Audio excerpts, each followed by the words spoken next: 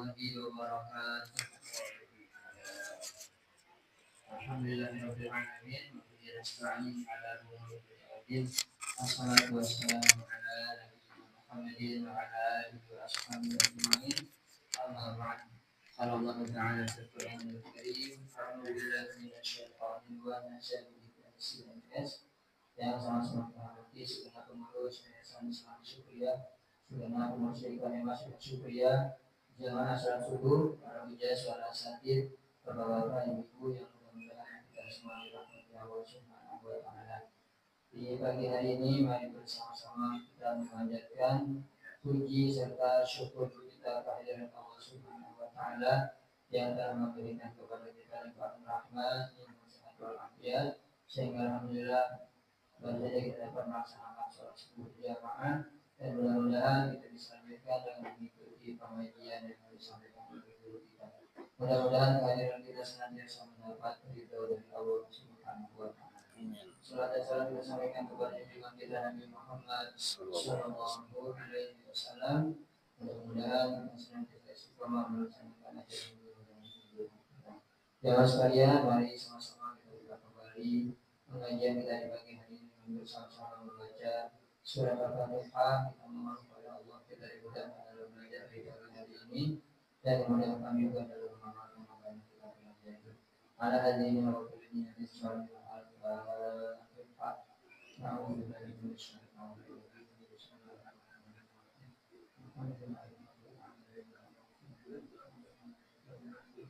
Iya.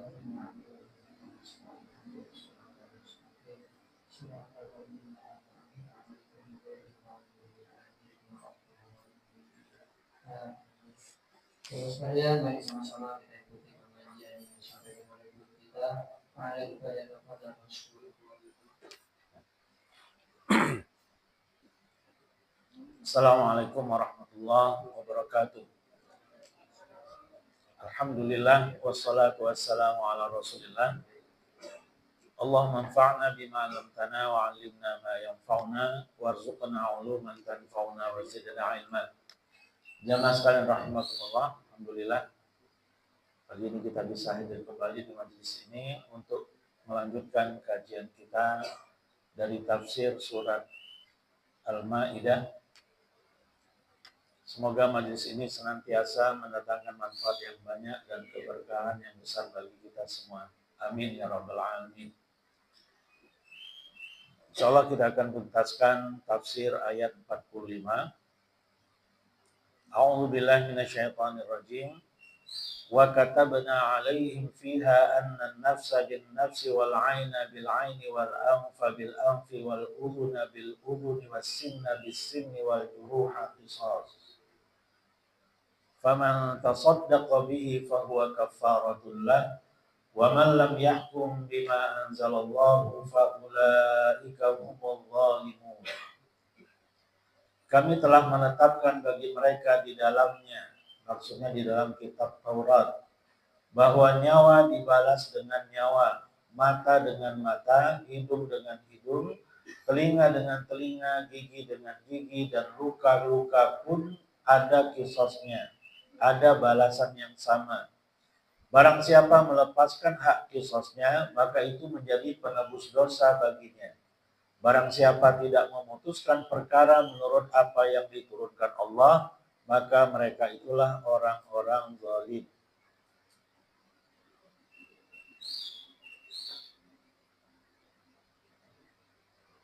Ayat ini, sebagaimana yang kita sudah uraikan di pekan lalu, masih ada hubungannya dengan ayat sebelumnya seputar Bani Israel, orang-orang Yahudi yang ingin mengakal-akali hukum Allah. Ketika ada yang bersalah di antara mereka melakukan tindak pidana kriminal di antara mereka, ya, di satu riwayat pidananya adalah zina, ya, padahal sudah muhsan, ya, sudah menikah. Seharusnya hukumannya adalah hukuman rajam, tapi mereka ganti, ya, dengan hukuman cambuk, kemudian wajahnya dikasih arang, kemudian diarak keliling kampung. Nah, jadi diganti dengan hukum itu. Makanya di 3 ayat yang secara berurutan kita dapatkan di rangkaian ayat-ayat yang kita bahas ini, wa man lam yahkum bima anzalallahu faulaika humul kafirun. Itu di ayat 44. Kemudian di ayat 45 ini, wa man lam yahkum bima anzalallahu faulaika humul zalimun. Ya, nanti di ayat 47 faulaika humul fasiqun. Ya, jadi 3 ayat berturut-turut berkaitan dengan hukum orang yang tidak menerapkan hukum Allah. Baik.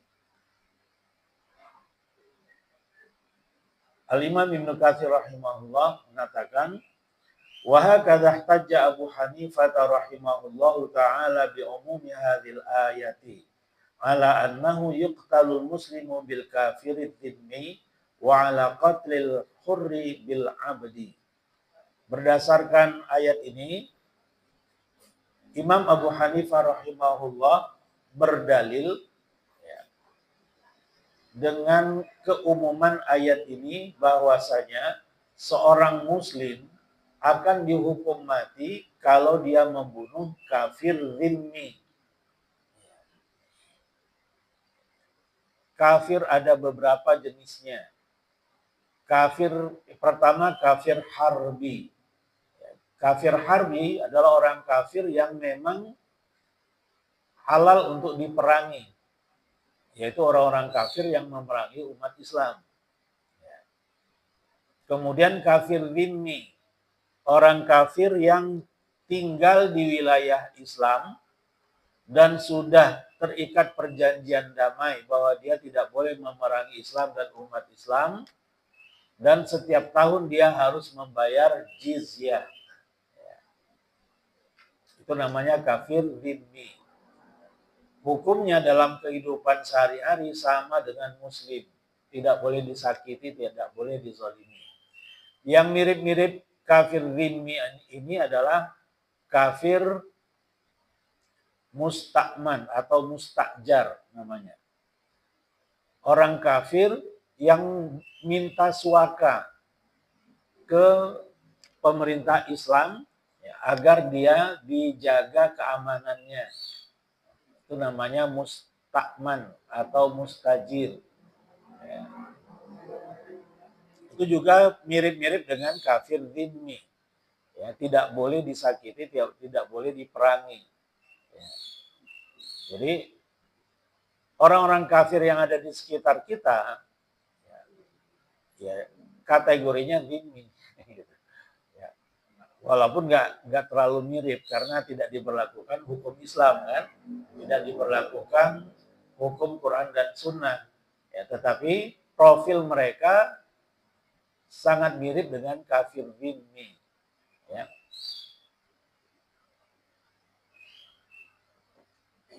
Kemudian wa ala qatil hurri bil abdi. Jadi yang pertama tadi, kalau ada muslim membunuh orang kafir dhimmi, si muslim tadi akan dihukum mati. Kalau yang dibunuh kafir harbi bagaimana? Ya, kalau kafir harbi ya memang dalam peperangan berarti. Ya dalam peperangan ya membunuh. Ya, halal. Ya. Kemudian qatlil hurri bil abdi.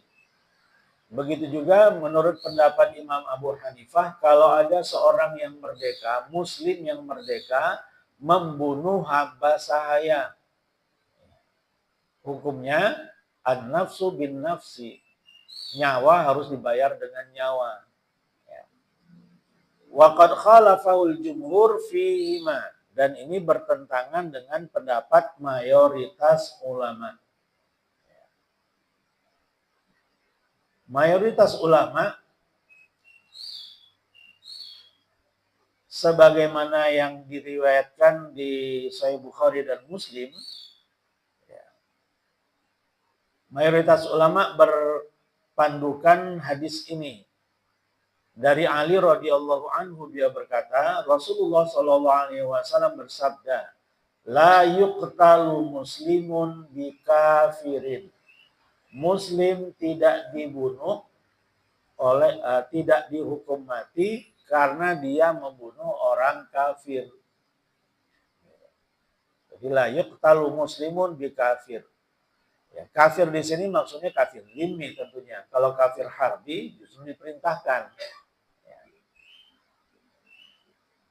Jadi pendapat Imam Abu Hanifah tadi bertentangan dengan pendapat jumhurul ulama, mayoritas ulama yang berpandukan hadis ini. La yuqtalu muslimun bikafirin. Muslim tidak dihukum mati kalau dia membunuh orang kafir dhimmi. Tapi tentunya apa yang kita bahas pagi ini baru hanya sekedar teori. Ya. Kalau prakteknya harus dengan memperlakukan hukum Islam dulu, hukum syariat dulu diberlakukan. Ya. Gambaran pemberlakuan hukum Islam itu bukan langsung diterapkan Quran dan Sunnah misalnya. Nggak seperti itu. Perangkat-perangkatnya pun harus ada gitu. Ya, jadi ada polisi syariatnya, ada hakim syariatnya, ya. Kemudian ada pengacara syariatnya, ada jaksa syariatnya, begitu seterusnya. Supaya tidak salah dalam menghukum orang yang bersalah. Ya, jadi bukan hanya dalil-dalilnya, tetapi aparatnya pun harus mengerti hukum ini. Itu yang menjadi tantangan yang besar itu adalah untuk mendidik aparat mengerti hukum Islam.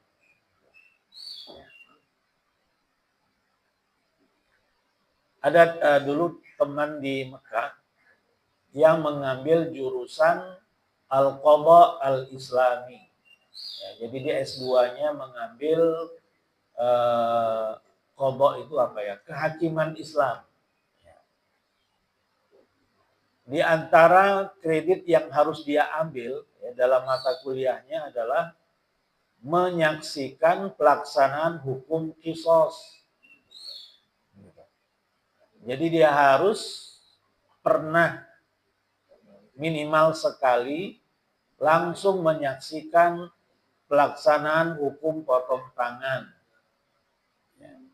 Kemudian pelaksanaan hukum mati, hukum pancung. Ya, dia harus menyaksikan gitu, dengan mata kepala sendiri. Yang kebetulan itu diberlakukan ada di Saudi Arabia, ada itu. Di Mekah dan Madinah, di Jeddah itu ada. Di Riyadh juga ada. Nah, jadi dia harus menyaksikan itu. Nah, itu yang menjadi tantangannya itu di situ. Enggak semua orang kuat ya, untuk langsung menyaksikan pelaksanaan hukum qisas. Di Jeddah ada masjid namanya Masjid Qisas. Ya, sebenarnya bukan Masjid Qisas namanya. Ya. Tapi karena di pekarangan, di halaman masjid itu biasa dipakai untuk arena pelaksanaan hukum qisas, maka masjid itu pun dinamakan Masjid Qisas. Ya, alhamdulillah saya pernah sekali ya, menyaksikan langsung pelaksanaan hukum pancung. Jadi ketika itu yang yang akan dihukum itu kesalahannya membawa hashish, ya seperti ganja, ya, membawa ganja ketahuan dan sudah di sidang lebih kurang prosesnya itu 1 tahunan lebih malah. Ya, jadi untuk vonis hukuman mati di sana itu bukan instan. Ya, lakukan kesalahan langsung vonis tidak. Ya. Di sidang dulu dan sidangnya itu bisa lama. Ya, bisa hitungannya hitungan tahun bukan bulan. Singkat cerita, ketika dia dibawa ke atas panggung, jadi pelaksananya di atas panggung, ya, dipagar oleh polisi. Ya. Algojonya memakai kayak bukan topeng, untuk perempuan niqab, ya, cadar, ya. Kemudian dibacakanlah kesalahannya itu ini, dia duduk menghadap kiblat, ada sejadah di atasnya menghadap kiblat, tangannya diikat ke belakang, kemudian dia tunduk, selesai gitu. Ya. Jadi cepat sekali, dan pedangnya itu tajam sekali, bukan pakai gini, bukan. Jadi gini aja, langsung kepalanya lepas dan darah mengucur. Dan dia tidak meronta-ronta, tidak apa, langsung udah. Jadi kelihatannya tidak tersiksa dengan cara itu. Kitanya saja yang melihatnya sadis gitu kan, ya. Tapi bagi dia, ya, bagi si pesakit itu tidak, seolah-olah dia ya tidak menggelepar-gelepar. Jadi kepalanya lepas, langsung jatuh, udah selesai. Jadi tidak sampai menggelepar-gelepar ya. Jadi banyak pakar yang mengatakan bahwa cara yang paling manusiawi juga paling hewani ya adalah untuk membunuh itu adalah dengan menyasar leher. Ya. Kelihatannya sadis, tapi rasa sakitnya minimal sekali, minim sekali. Dibanding kalau dengan racun, ya, kursi listrik, ya, atau tembak, ya, itu menyiksa sebenarnya. Kelihatannya saja, ya, kelihatannya biasa-biasa saja, tapi itu lebih tidak manusiawi, ya, dibanding dengan hukum pancung. Karena targetnya bukan hanya untuk membunuh dia, targetnya adalah untuk memberi pelajaran kepada seluruh masyarakat. Kalau diracun nggak kelihatan, apalagi pelaksananya di ruangan tertutup kan, yang menyaksikan hanya segelintir. Nah, kalau ini disaksikan oleh masyarakat umum, ya, pelaksananya di alun-alun, pakai panggung lagi, diumumkan di televisi, diumumkan di radio, bahwa hari itu akan dilaksanakan hukuman kisos. Jadi ada unsur kapoknya itu ada gitu. Hasilnya ya kita lihat di Saudi Arabia kejahatan relatif nggak minimal tidak terang-terangan gitu kan.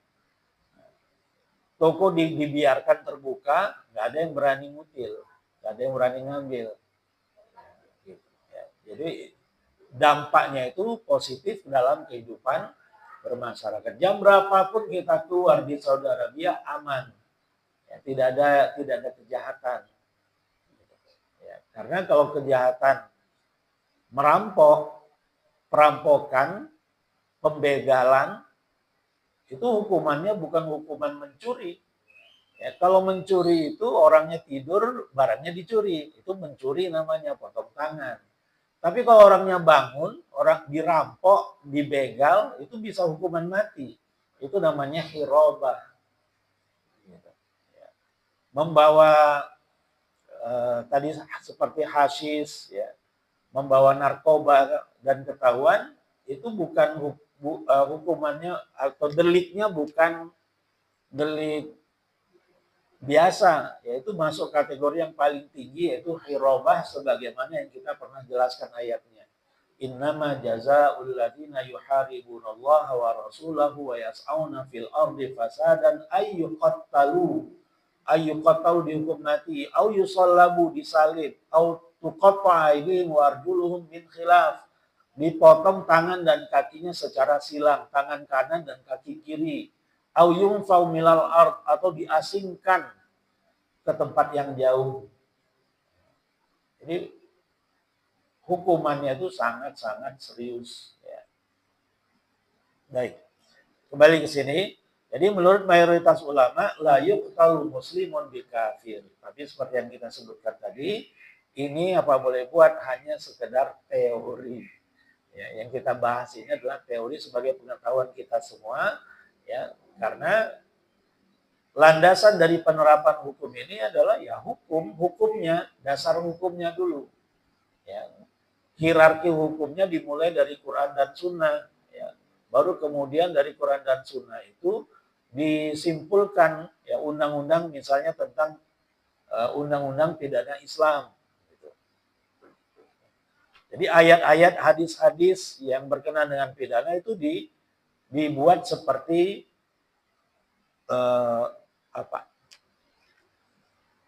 redaksi perundang-undangan ya sebagaimana yang kita dapatkan di Undang-Undang Perkawinan Islam ya, Undang-Undang Perkawinan nomor 1 tahun 74.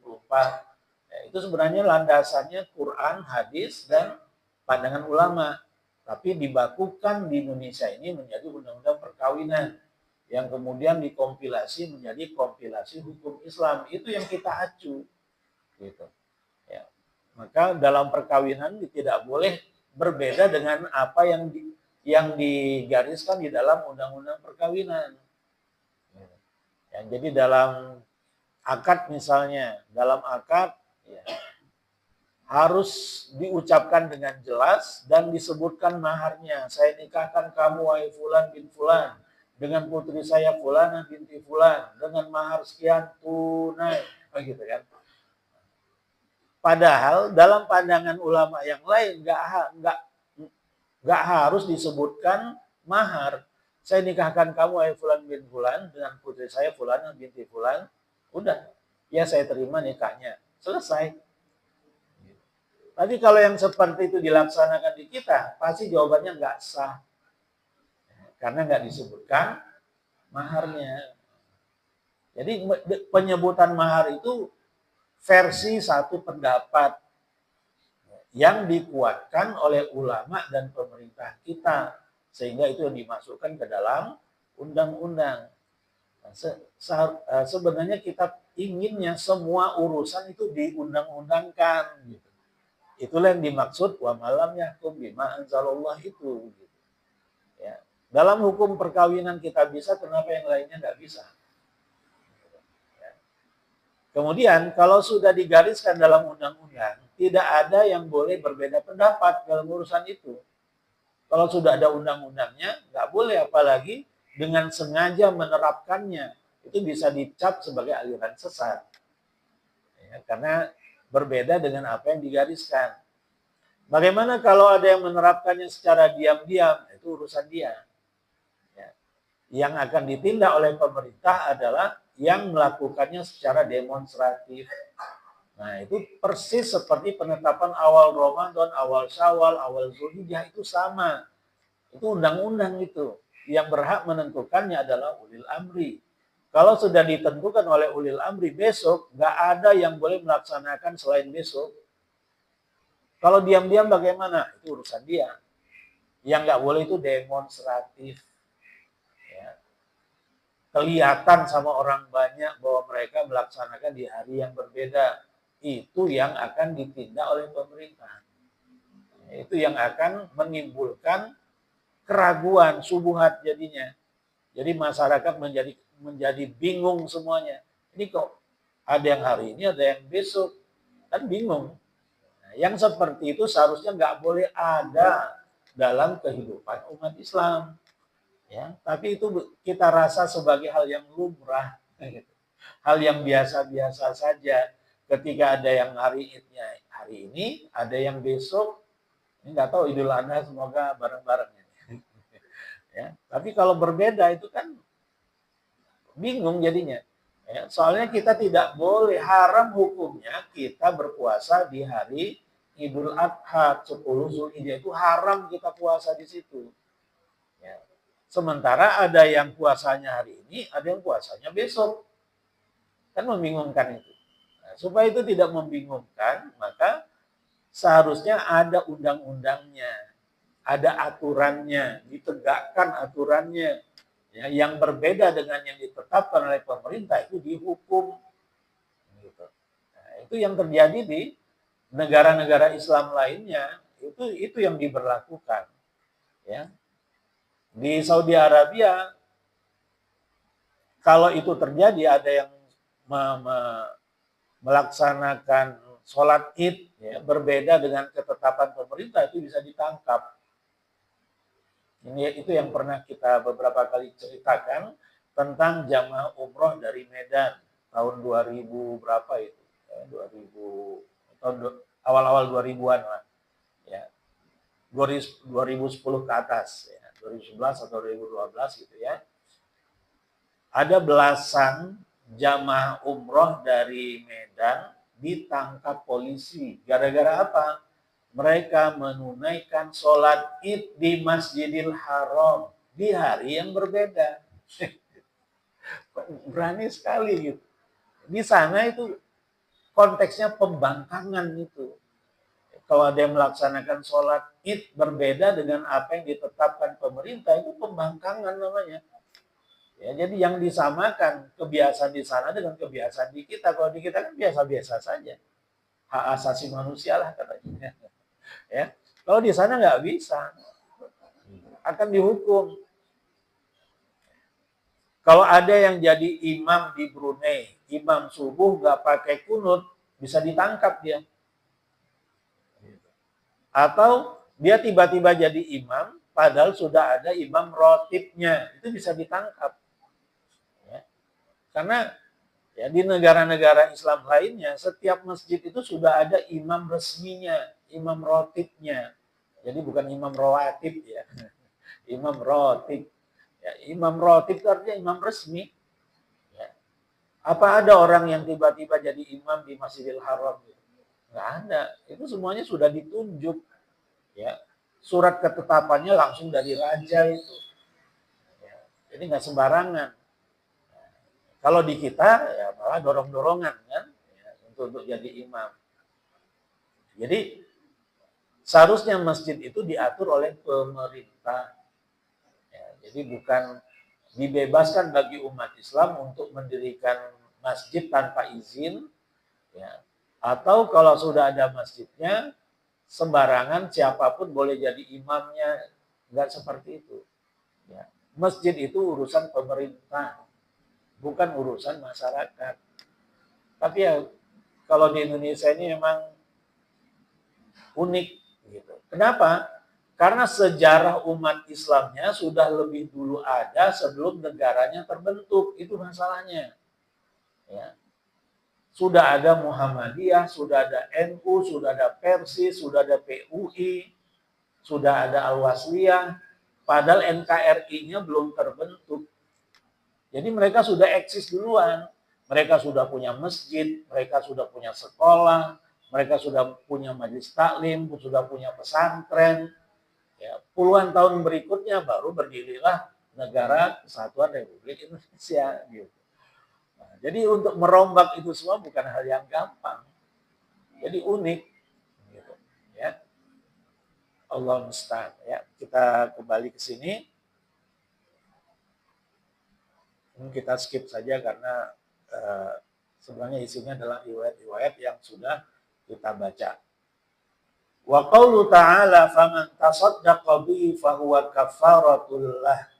Maka barang siapa yang bersedekah, tasaddaqa, maksudnya yang memaafkan, ya, memaafkan orang yang melakukan kesalahan ke atas dirinya, melukai dirinya, atau melukai keluarganya, ya, sehingga hilang nyawanya, fahuwa kafaratullah. Itu adalah kafaroh baginya. Nah, baginya itu bagi siapa? Bagi yang terluka atau bagi yang memaafkan. Para ulama berbeda pendapat di sini. Ibnu Abbas radhiyallahu anhu mengatakan, "Faman afa wa tasaddaqa," barang siapa yang memaafkan dan bersedekah, alaihi, ya, fahuwa kafaratul lil matlub wa ajrun lit talib. Itu adalah kafarah bagi yang diminta dan pahala bagi yang meminta, lit talib. Ya, jadi bagi yang meminta supaya dimaafkan, dia mendapatkan ganjaran. Bagi yang al-matlub berarti yang diminta, ya. Kalau talib yang meminta, al-matlub yang diminta berarti yang dizalimi. Ya, itu mendapatkan kafarah. Ini menurut satu riwayat. Di riwayat yang lain, faman tasaddaqa bihi fahuwa kafaratul lil jari wa ajrul majrur 'alallahi ta'ala. Ya. Barang siapa yang memaafkan, maka yang memaafkan itu yang dimaafkan, maksudnya al-jarih, yang melukai akan gugur dosa melukainya.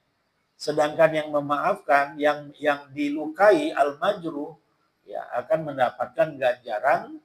Berapa banyak ganjarannya itu terserah Allah. Ya.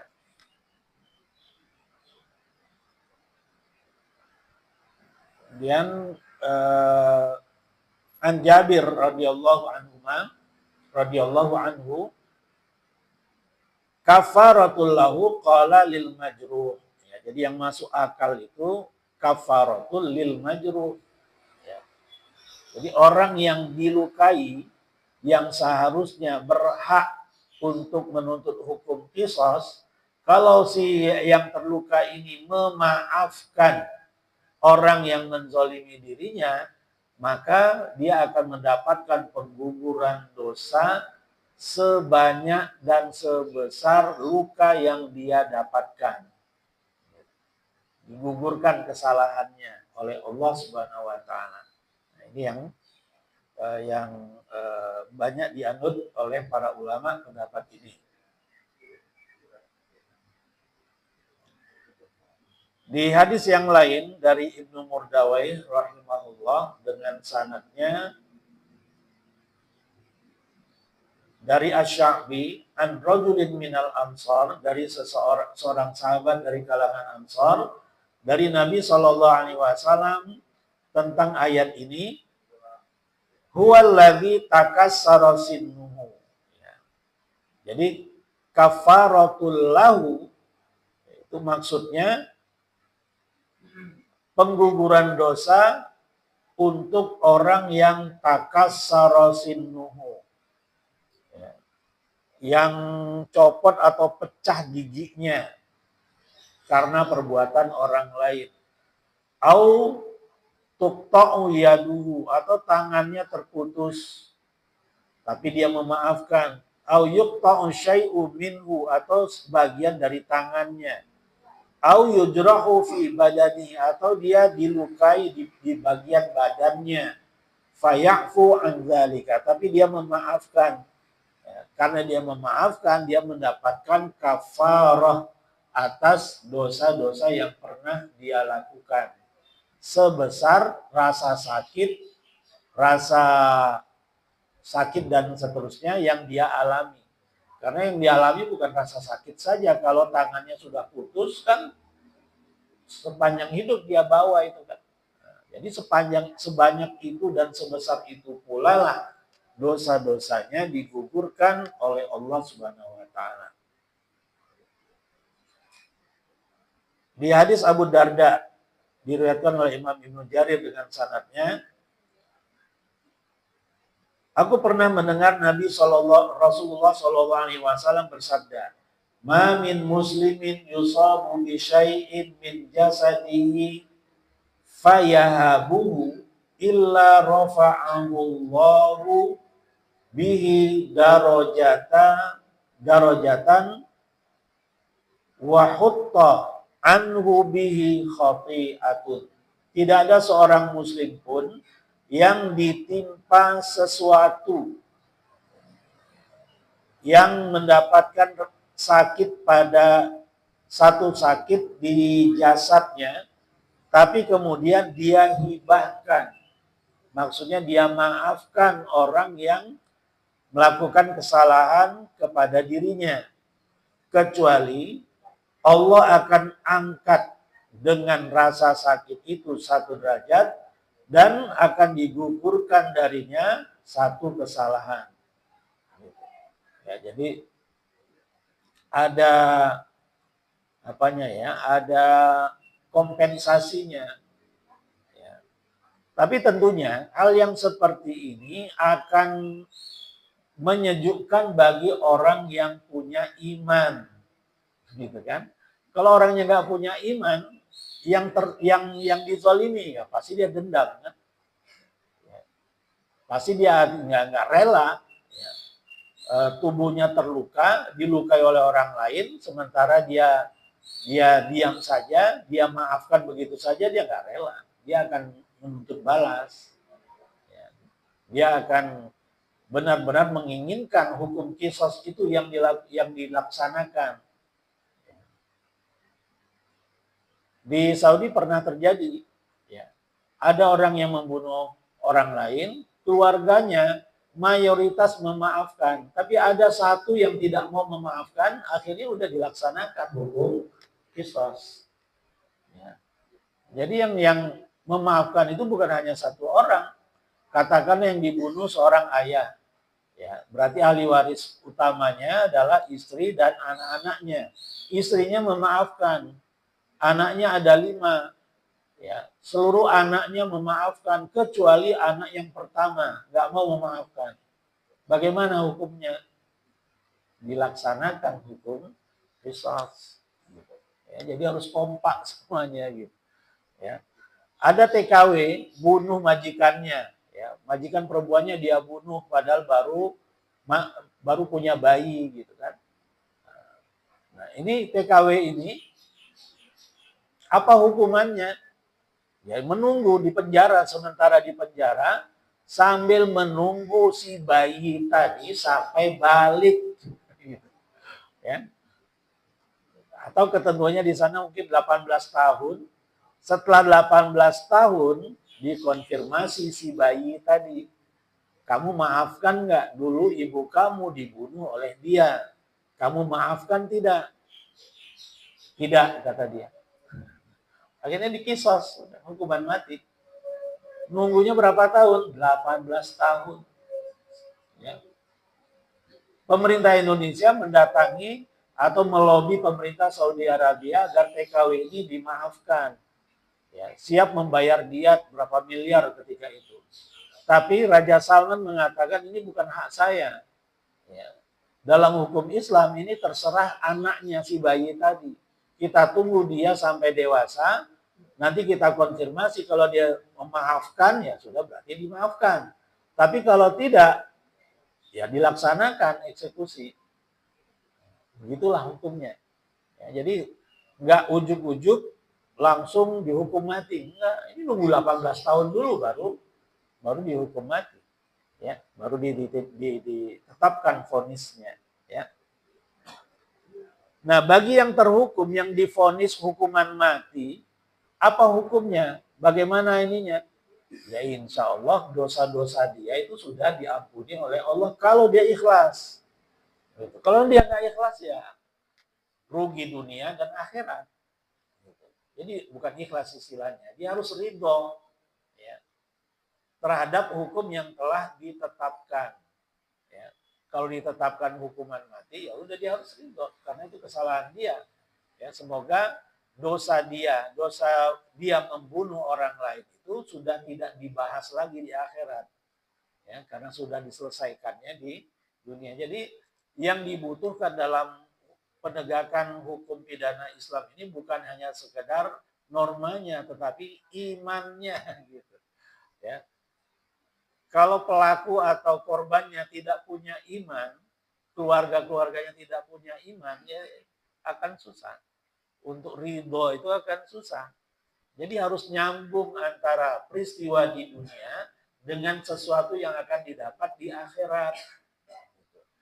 Tapi kalau keimanan terhadap akhiratnya tipis, susah. Susah untuk syukur, susah untuk sabar, ridho, tawakal. Ini kata-kata yang berkaitan dengan iman terhadap akhirat. Ya, seorang pezina di zaman Rasulullah SAW yang sebenarnya kalau dia diam saja, ya karena perzinahan itu harus ada laporan. Kan? Kalau ada yang melapor baru dihukum, ditegakkan hukum. Yang melapor pun harus menggenapkan 4 orang saksi kalau itu perbuatan zina. Ya. Tapi ini enggak ada yang melapor, enggak ada yang menyaksikan, tapi dia melapor sendiri.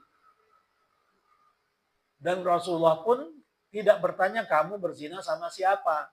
Siapanya itu laki-lakinya nggak diceritakan bahwa dia dihukum. Jadi si perempuannya ini yang datang ke Rasulullah, ya Rasulullah, saya sudah berbuat zina, hukumlah saya, rajamlah saya. Oh mungkin kamu bilang, enggak ya Rasulullah, saya benar-benar berzina dan saat ini saya sedang hamil oleh karena perzinahan itu. Ya sudah kalau begitu kamu lahirkan dulu ya janin yang ada di dalam perutmu, di dalam rahimmu. Setelah selesai datang lagi dia ke Rasulullah untuk ditetapkan hukum rajam. Tapi kemudian Rasulullah arahkan untuk menyusukan anak itu dulu. Setelah itu datang lagi ke Rasulullah. Setelah itulah baru ditetapkan hukum rajam sampai mati. Bayangkan itu berapa lama? Masa hamil itu hitungannya bulan kan? Kemudian menyusukan 2 tahun. Tapi keimanannya tidak surut. Tetap datang ke Rasulullah SAW untuk dihukum rajam. Nah, ketika dihukum rajam, ada sahabat yang terlalu bersemangat dalam melempar. Ya, rasain lu misalnya gitu ya. Terdengar oleh Rasulullah, Rasulullah marah dan mengatakan, wallahi lau qusimat taubatuha ila sab'ina baitan min ahlil madinati lawasi'athum. Kalaulah taubat wanita mantan pezina ini yang sedang dirajam ini dibagi-bagikan ke 70 keluarga yang ada di Madinah, tercover semuanya. Ya, jadi kualitas taubat perempuan yang sedang dirajam ini sama dengan taubat 70 keluarga, bukan 70 orang. 70 keluarga yang ada di Madinah, 70 rumah yang ada di Madinah di zaman Rasulullah SAW.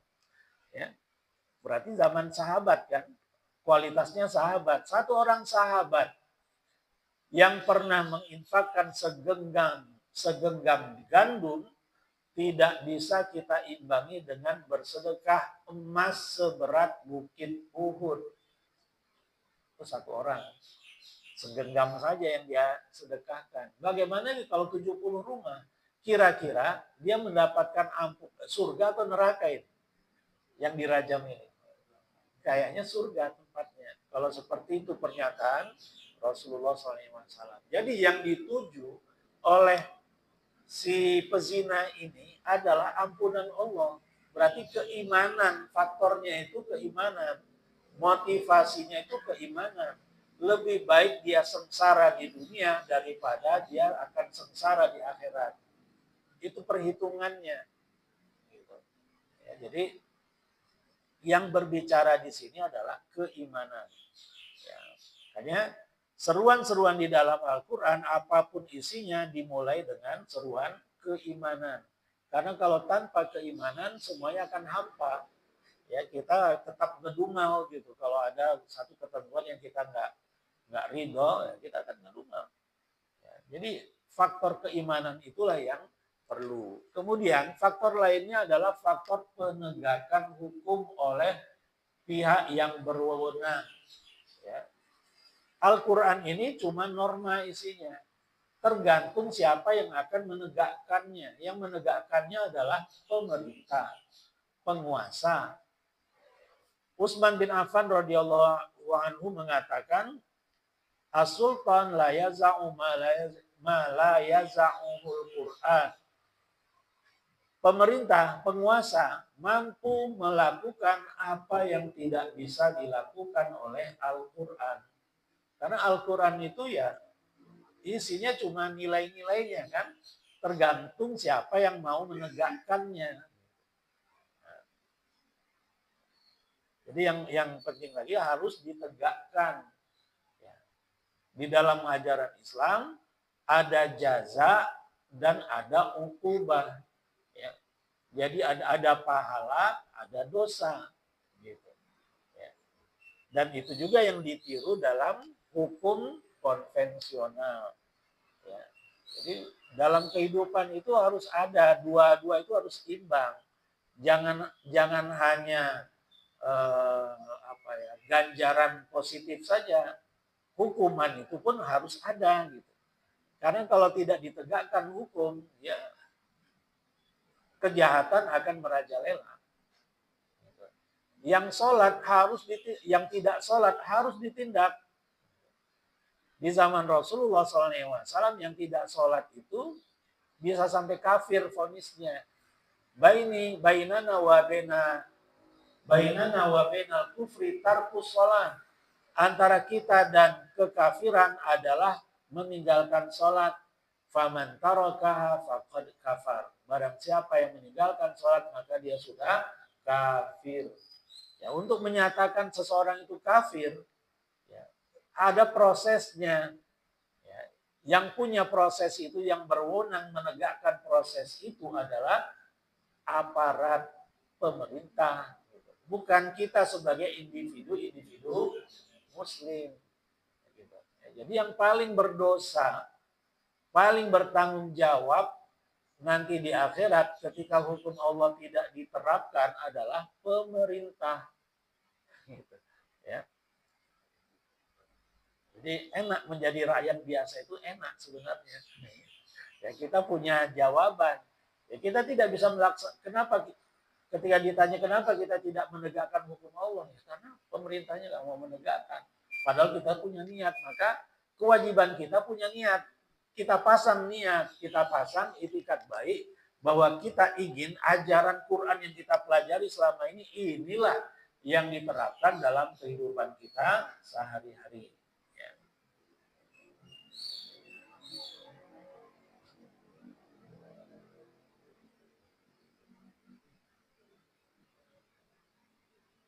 Kita lanjutkan. Dalam hadis yang lain, man tasaddaqa bidamin famadunahu fahuwa kafaratul lahu min yaumi wulida ila yaumi yamut. Barang siapa yang tasaddaqa memaafkan bidamin, maksudnya keluarganya yang terbunuh, pelakunya dimaafkan, fahuwa kafaratul lahu min yaumi wulida ila yaumi yamutu. Itu akan menggugurkan kesalahan-kesalahannya sejak dia dilahirkan sampai dia mati, sampai dia meninggal. Ya, jadi ketika ada yang dilukai tubuhnya, tapi dia maafkan pelakunya, dia akan mendapatkan ampunan Allah sejak lahir sampai dia meninggal. Ya, jadi itu dalam tanda kutip fadilatnya gitu ya. Di hadis yang lain dari Ubadah bin Samit radhiyallahu anhu, ma min rajulin yujrahu min jasadihi jirahatun fayatasaddaqu biha illa kaffarallahu anhu mithla ma tasaddaqa bihi. Jadi Allah akan gugurkan kesalahannya sebesar ya, cacat atau rasa sakit yang dia derita. Man usiba bisyai'in min jasadi fatarakahu lillahi kana kafaratul lahu. Barang siapa yang kena luka di jasadnya, di badannya, kemudian dia tinggalkan itu karena Allah, artinya dia maafkan pelakunya, itu akan menjadi penggugur dosa baginya. Terakhir, wa qawluhu wa man lam yahkum bima anzalallahu fa ulaika humudz zalimun. Qad taqaddama an Tawus wa Atha annahuma qala kufrun duna kufrin wa zulmun duna zulmin wa fisqun duna fisqin. Jadi kafirun yang ada di ayat 44, zalimun di ayat 45 dan fasiqun di ayat 47. Itu ada tingkatannya. Ya. Barang siapa yang tidak menerapkan apa yang Allah turunkan, hukum yang Allah turunkan, maka mereka itu adalah orang-orang kafir. Ya. Apakah yang dimaksud dengan kafir di situ keluar dari Islam? Tidak. Ya. Jadi kufrun duna kufrin. Ya. Kekafiran di bawah kekafiran yang paling tinggi. Orang yang tidak syukur nikmat disebut kufur juga kan? La in syakartum la azidannakum wa la in kafartum inna adzabi lasyadid kafir. Ya, kata yang Allah pakai sebagai lawan dari syukur adalah kufur. Jadi kekafiran itu banyak tingkatan-tingkatannya. Kemudian dalam hukum Islam yang berwenang untuk menetapkan si fulan kafir, si fulan murtad, si fulan munafik, itu adalah pemerintah. Ya. Bukan kita. Ya. Misalnya kita tahu ada orang yang tidak pernah sholat padahal KTP-nya muslim. Kita nggak punya wewenang untuk bilang dia kafir. Ya. Vonis kafir itu vonis dari pemerintah yang berwewenang. Ya. Bukan wewenang ustadz. Ya. Bukan wewenang kiai. Itu wewenang pemerintah. Karena itu berkaitan dengan status seorang manusia. Ya, manusia itu statusnya cuma dua, mukmin atau kafir. Gitu. Ya, dia benar-benar muslim atau kafir. Kalau diketahui dia orang tuanya muslim, ya berarti dia muslim. Kecuali kalau memang ada perbuatannya yang mengarah kepada kekafiran. Kalau ada perbuatan yang mengarah kepada kekafiran, dia pun akan dilaporkan ke aparat, akan disidang, ya, dikonfirmasi. Kenapa kamu nggak sholat? Kemungkinannya ada dua, malas, gitu kan? Kalau jawabannya malas, masuk penjara sampai dia mau sholat, sampai dia rajin sholat baru dikeluarkan dari penjara. Tapi kalau jawabannya saya tidak yakin sholat itu wajib, ini yang mengarah kepada vonis hukuman mati. Tapi sebelumnya ada proses istiqabah. Ya, dia diminta untuk bertobat dulu, terus diceramahi gitu. Ya diceramahi mungkin selama 1 minggu berturut-turut dia diceramahi, tapi dia tetap kekeh, saya tidak yakin sholat itu wajib. Atau saya tidak yakin ada akhirat. Kalau sudah mati ya mati saja. Nggak ada cerita-cerita berikutnya. Kalau seperti itu keyakinannya, selama 7 hari diceramai tetap seperti itu, barulah divonis hukuman mati. Ya, jadi bukan orang meninggalkan sholat langsung dibunuh. Bukan seperti itu. Ya, ketetapannya wewenang pemerintah. Wallahu a'lam bishawab. Ini saja yang kita bahas hari ini, semoga bermanfaat. Wabillahi hidayah wa taufiq wal afu minkum. Wassalamualaikum warahmatullahi wabarakatuh. Waalaikumsalam warahmatullahi wabarakatuh. Nama sekalian, alhamdulillah pagi hari ini tidak baru saja pembahasan ya 45. Insyaallah kita akan lanjutkan mengenai berikutnya di bukan yang akan datang. Kemudian Allah memberikan kesehatan juga waktu semua. Akhirnya kita akhiri dengan doa yang kembali tadi disampaikan oleh Astagfirullahaladzim, astagfirullahaladzim, astagfirullahaladzim. A'udzu billahi minasyaitonir rajim. Bismillahirrahmanirrahim. Alhamdulillahirabbil alamin. Hamdan yuafi ni'amahu wa yukafi mazidah. Ya Rabbana lakal hamdu kama yanbaghi li jalali wajhika wa 'azimi sultanik. Wa shallallahu ala nabiyyika Muhammadin wa ala alihi wa sahbihi wa sallim tasliman katsira. Rabbighfir lana wa liwalidina warhamhum kama rabbawna shighara. واغفر للمؤمنين والمؤمنات والمسلمين والمسلمات الأحياء منهم والأموات إنك سميع مجيب الدعوات يا قاضي الحاجات ربنا هب لنا من أزواجنا وذرياتنا قرة أعين واجعلنا للمتقين إماما اللهم أرنا الحق حقا وارزقنا اتباعه وأرنا الباطل باطلا وارزقنا اجتنابه اللهم فرج هم المهمومين وكرب المكروبين واقض الدين عن المدينين واشف مرضى المسلمين واغفر موتاهم يا رب العالمين ربنا آتنا في الدنيا حسنة وفي الآخرة حسنة وقنا عذاب النار سبحان ربنا رب العزة عما يصفون وسلام على المرسلين والحمد لله رب العالمين.